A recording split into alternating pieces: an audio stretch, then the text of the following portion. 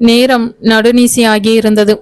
பிரசவ அறையின் வாசலில் போடப்பட்டிருந்த பெஞ்சில் இறைவனை வேண்டியபடியே அபிராமியும் வைத்தியநாதனும் தவிப்புடன் அமர்ந்திருந்தனர். பிரசவ அறையினுள்ளே விஷாலி இன்னும் மயங்கிய நிலையில் இருந்தாள். குழந்தையின் அசைவும் இல்லை என்று மருத்துவ குழு அவளையும் கருவில் இருக்கும் குழந்தையையும் பரிசோதித்து கொண்டிருந்தது. அறையிலிருந்து வெளியே வந்த செவிலி எதையோ கேட்பதற்காக அபிராமியை நோக்கி வந்தாள். அப்பொழுது வைத்தியநாதனின் கைபேசி சினுங்க அதை உயிர்ப்பித்து தன் காதுக்கு கொடுத்தவர் அவர். என்று தன் காதில் விழுந்த செய்திகளுக்கு பதில் சொல்லி கொண்டிருந்தவர் ஐயோ என்றபடியே கையில் இருந்த கைபேசியை நழுவ விட்டு மயங்கி விழுந்தார். அருகிலிருந்து பார்த்து கொண்டிருந்த அபிராமி அதிர்ச்சியாகி, என்ன என்னாச்சு என்னாச்சு உங்களுக்கு, ஏனா என்று அலறினாள். ஐயோ சார், உங்களுக்கு என்னாச்சு என்றபடியே அவரை மயக்கம் தெளிய வைக்க முயற்சித்தாள் அந்த செவிலி. கூடவே தன் தோழிகளையும் சத்தமாக அழைத்தாள். இவளுடைய சத்தம் கேட்டு ஓடி வந்த வேறு செவிலியர் இருவர் வைத்தியநாதனை வேறொரு அறைக்கு தூக்கி சென்று படுக்க வைத்து அவரை கவனித்தனர். அதற்குள் கீழே விழுந்த கைபேசியை எடுத்து அபிராமி பேசினாள். வித்யாவின் கணவர் சுப்பிரமணியன் தான் பேசினான். விஸ்வா பயணம் செய்த விமானம் நடுவானில் வெடித்து சிதறியதாகவும் அதில் பயணித்தவர்கள் அனைவரும் மாண்டனர் என்றும் கூறினான். வித்யாவும் தானும் தன்னுடைய சகோதர சரவணனும் மதுரை வந்து கொண்டே இருப்பதாக தெரிவிக்க அபிராமி தன் தலையில் இறங்கியதைப் போல உணர்ந்தாள். ஒரு பக்கம் தன் மருமகளின் பிரசவத்தில் சிக்கல், மறுபக்கம் தன் மகனின் இந்த எதிர்பாராத முடிவு, இன்னொரு பக்கம் தன் கணவனின் உடல்நிலை. எதற்காக வேதனைப்படுவது என்று புரியாமல் இடிந்து போய் நின்றாள். வாய்விட்டு அழக்கூட தோன்றாமல் அப்படியே வெறித்த பார்வையுடன் நின்றிருந்தவளை செவிலி அழைத்தாள். மாமி, இதுல ஒரு சைன் போடுங்கோ என்றபடி ஒரு காகிதத்தை அபிராமியின் முன் நீட்டினாள்.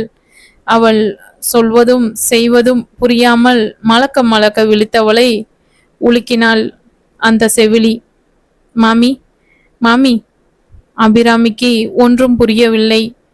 சிஸ்டர், என்னாச்சு, எதுக்கு இவங்களை இப்படி உழுக்குறீங்க என்று ஒரு குரல் கேட்க அந்த செவிலி குரல் வந்த திசையை திரும்பி பார்த்தாள்.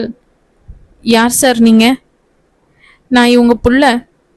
இவங்களுக்கு என்னாச்சு, ஏன் இப்படி இவங்களை உழுக்குறீங்க? ஓ, விஸ்வாங்கிறது நீங்க தானா?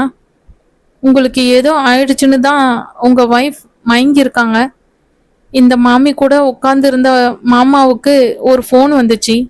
அதை பேசிக்கிட்டு இருக்கும்போதே அவரும் மயங்கிட்டாரு. மாமியும் இப்படி பிரம்ம பிடிச்ச மாதிரி இருக்காங்க என்று கூறினாள் அந்த செவிலி. அம்மா அம்மா, எனக்கு ஒன்றும் ஆகலை, இங்க பாரு அம்மா என்று விஸ்வா அபிராமியை உழுக்க தன் மகனின் குரல் கேட்டு தன் உணர்வு பெற்ற அபிராமி, விஸ்வா வந்துட்டியா? நோக்கென்னமோ ஆயிடுத்துன்னு தான் இங்க எல்லோரும் பதட்ட பண்ணிக்கிட்டு இருக்கோம் என்று திக்கி திணறி நடந்ததை கூறினாள்.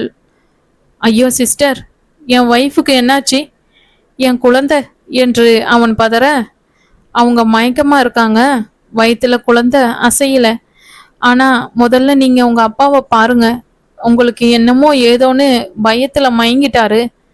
நீங்க நல்லா இருக்கீங்கன்னு தெரிஞ்சா போதும், நல்லாயிடுவாரு என்றாள் செவிலி. ஆமாடா, அதுக்கு முன்னாடி மாப்பிள்ளைக்கு ஃபோன் பண்ணுடா, அவளெல்லாம் இங்க தான் கிளம்பி வந்துக்கிட்டு இருக்கா என்றாள் அபிராமி.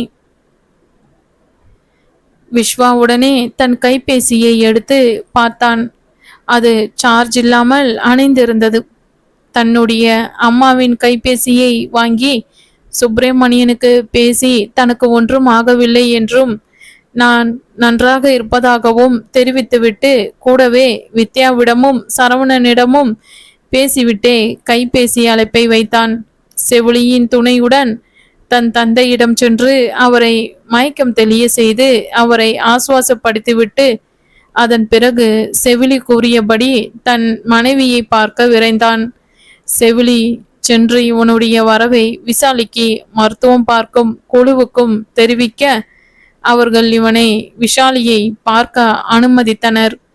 பல்வேறு மருத்துவ உபகரணங்களுடன் இணைக்கப்பட்டு மயங்கிய நிலையில் வாடி போயிருந்த நிலையில் விஷாலியை கண்டவன் வேதனையில் கண்ணீர் சிந்தினான். மெதுவாக அவள் அருகில் சென்று குனிந்து அவன் காதருகே மெலிதாக குரல் கொடுத்தான். ஷாலினி, ஷாலினி, நான் வந்துட்டேம்மா, இங்க பாருமா, எனக்கு ஒண்ணுமில்லடா மெதுவாகவும் திணறலாகவும் குரலிலும் கூறினான். அவளுடைய கன்னத்தில் மென்மையாக தட்டினான். அவனுடைய கண்ணீர் அவளுடைய மேனியில் பட்டது. அதனாலோ அல்லது அவனுடைய தொடுகையோ அல்லது உண்மையாகவே அவனுடைய குரல் அவளுடைய மனதை எட்டியதோ இல்லை மருத்துவர்கள் அவளுடைய உடம்பில் செலுத்திய மருந்துகளாலோ எதனாலோ அவளிடம் அசைவு தெரிந்தது. அதைவிட வெகு முக்கியமாக அவளுடைய வயிற்றில் குழந்தை அசைய தொடங்கியது. குழந்தை அசைய தொடங்கியதும் அவனை வெளியே அனுப்பிவிட்டு அவளுக்கு மருத்துவம் பார்த்தனர். வெகு விரைவிலேயே அவளுக்கு மயக்கம் தெளிந்து சுய உணர்வுக்கு வந்துவிட்டாள். விச்சு என்று அவள் அலற வெளியே காத்து கொண்டிருந்த விஸ்வா ஒரு கணம் அதிர்ந்தான். அருகில் அமர்ந்து கொண்டிருந்த அபிராமி அவனை சமாதானம் செய்தாள். அதன் பிறகு சரியாக 1 மணி நேரத்தில் விஷாலிக்கு பிரசவம் நடந்தது. சிக்கலாக மாறிவிடுமோ என்று எதிர்பார்த்த பிரசவம் அந்த தெய்வத்தின் அருளால் சுகமாகவே முடிந்தது. விஷாலி ஒரு அழகான பெண் குழந்தையை பெற்றெடுத்தாள். விஷாலினியின் ஜாடையில் கருக்கருவென்று தலை நிறைய சுருள் முடியுடன் கொழு கொழுவென்று கன்னங்கள் குழிவில ரோஜாப்பூ நிறத்தில் பூப்பந்து போல மெத்தென்ற பெண் குழந்தை விஸ்வாவின் கையில் கொடுத்துவிட்டு போனாள் நர்ஸ். கண்கள் குளமாக குழந்தையை கையில் தூக்கி கொண்டான். உச்சி முகர்ந்தான். மனமெல்லாம் சந்தோஷ பூ பூத்து குலுங்கியது. அவனுக்கு பழைய நினைவு வந்தது. அன்று பங்கஜம் அம்மியின் பேரன்களுக்காக செய்தித்தாளில் தாஜ்மஹால் செய்துவிட்டு களைத்து போய் ஒருங்கிய விஷாலியின் அருகில் படுத்துக்கொண்டு கண் நிறைய காதலுடன் இதே மாதிரி ஒரு குழந்தையை தானே நான் கற்பனை செய்து கொண்டேன். என் கற்பனையை மெய்ப்பிப்பது போலவே ஒரு குழந்தையை எனக்கு பெற்று கொடுத்து விட்டாளே என் காதல் மனைவி. என் ஷாலினியும் அவள் பெற்றெடுத்த என் செல்வ மகளும் ஆண்டவன் எனக்கு அளித்த வரங்கள் என்று நிறைவாய் உணர்ந்தான். அபிராமியும் மைத்யநாதனும் ஆனந்த கூத்தாடினார்கள். சுகப்பிரசவம் ஆனதில் இருவருக்கும் அலாதி சந்தோஷம். காலை 10 மணி வாக்கில் விஷாலிக்கு மயக்கம் தெளிந்தது. விஸ்வா சென்று அவளை பார்க்க பேசவே முடியாமல் திணறியவளை சமாதானம் செய்தான் விஸ்வா. என்னமோ சாரி, ரொம்ப கோவமா நடந்துட்டேன், ரொம்ப சாரி. நீங்க என் மேல எவ்வளவு அன்பு வச்சிருக்கீங்க. உங்களுக்கு ஏதோ ஆயிடுத்துன்னு ரொம்ப பயந்துட்டேன். நீங்களும் என்னை விட்டுட்டு ஓகே ஓகே ரிலாக்ஸ், ஒண்ணுமில்லடா, எனக்கும் ஒன்றும் ஆகலை. அப்புறம் சாரி சொல்ற அளவுக்கு நீ எந்த தப்பும் பண்ணல ஷாலினி. நீ டென்ஷன் ஆகாத, ரிலாக்ஸ், இல்லைனா தலைவலிக்கும். இதெல்லாம் நீ டிஸ்சார்ஜ் ஆகி வீட்டுக்கு வந்தப்புறமா பேசிக்கலாம், சரியா என்று ஆறுதலாய் பேசி அவளை சமாதானம் செய்தான். விச்சு, என் மேல கோவம் இல்லதானே? உன் மேல போய் கோவப்படுவேனா?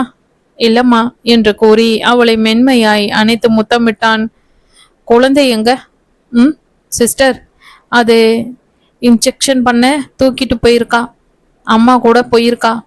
நீங்க குழந்தைய பார்த்தீங்களா? எப்படி இருக்கா நம்ம குழந்தை? பார்த்தேனே, அப்படியே என் ஷாலினி செல்ல மாதிரியே ரோஸ் கலர்ல குட்டி சைஸ் ஷாலினி. ரோஜாப்பூ மாதிரி பட்டுக்குட்டி, பன் மாதிரி கன்னம், அதுல குட்டியா குழி விழுறது, கரு கருன்னு சுருட்ட முடி. உன்னாட்டுமே ஒரு செல்ல குட்டி. எனக்கு ஒரு இளவரசிய பெத்து கொடுத்துருக்க என்னோட இந்த செல்ல மகாராணி என்று கண்கள் விரித்து புன்னகையுடன் தன் மகளின் அழகை விவரித்தான். விஷாலி புன்னகைத்தாள். அதற்குள் குழந்தையை தூக்கி கொண்டு அபிராமி வர விஷாலியை எழுப்பி சாய்வாக அமர வைத்தான் விஸ்வா.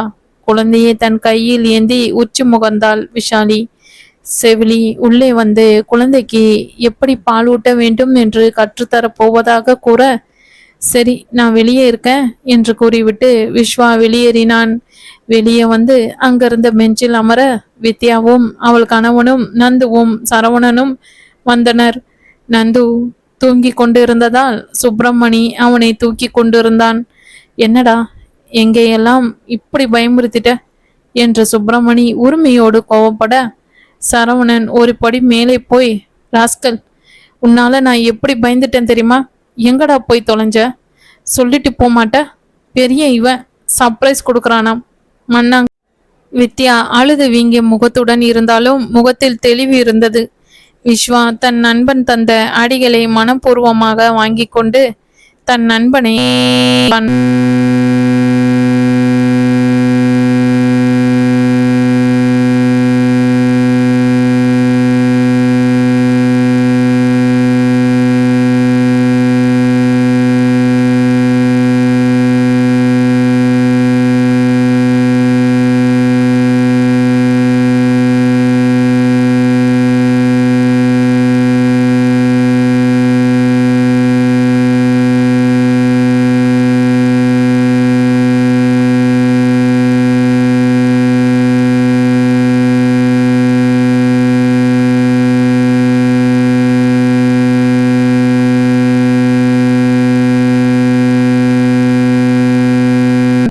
விஷயம் தெரிந்தது. சென்னையில் தனியார் கல்லூரி ஒன்றில் சார்பில் நடக்கும் அறிவியல் கண்காட்சியில் மாணவர்கள் சிலர் வானத்தில் லேசர் விளக்குகளை கொண்டு செயற்கையான விமான விபத்து போல செய்து காட்டியிருக்கிறார்கள் என்று அதை பற்றிய செய்தியும் அதை பலர் உண்மை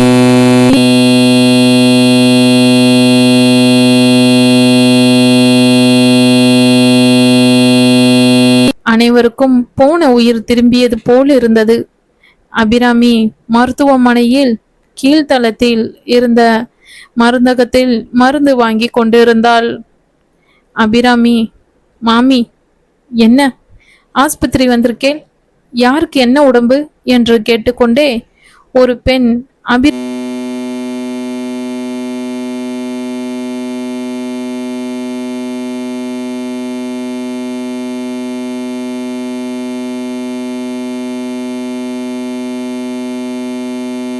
ரொம்ப சந்தோஷம், நார்மல் தானே